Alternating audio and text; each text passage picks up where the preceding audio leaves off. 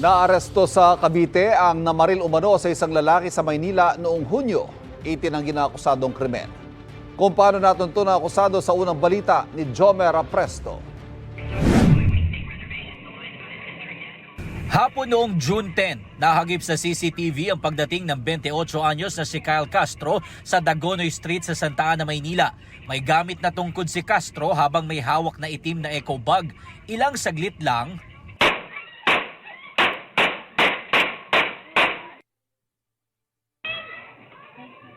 pinagbabaril siya. 7 tama ng bala ang tinamo ng biktima na kanyang ikinamatay.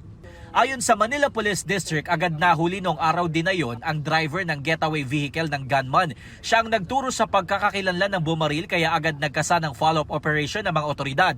Pero naging mailap ang gunman na nagtago sa iba't ibang bahagi ng Rizal.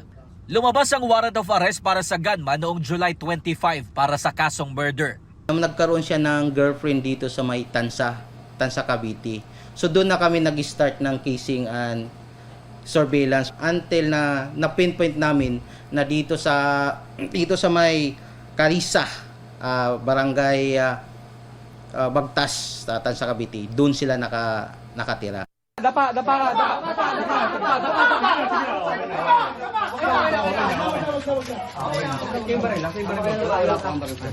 Hindi na na-recover ang baril na ginamit sa krimen dahil itinapon daw ito ng 32 anyos na akusado. Napagalaman din na labas-masok na sa kulungan ng akusado dahil sa iba't ibang kaso tulad ng possession of illegal drugs, illegal possession of firearms, murder at frustrated murder.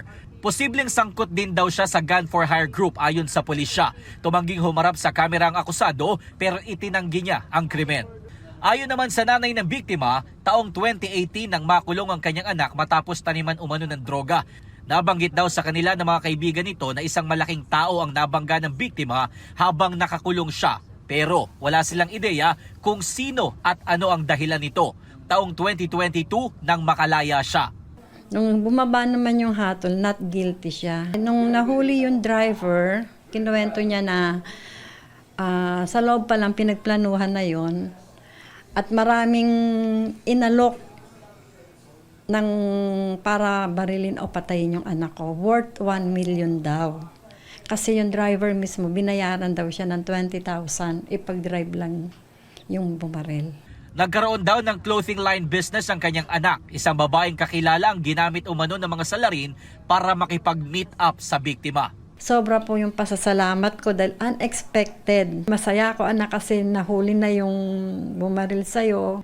Ito ang unang balita, Jomer Apresto para sa GMA Integrated News.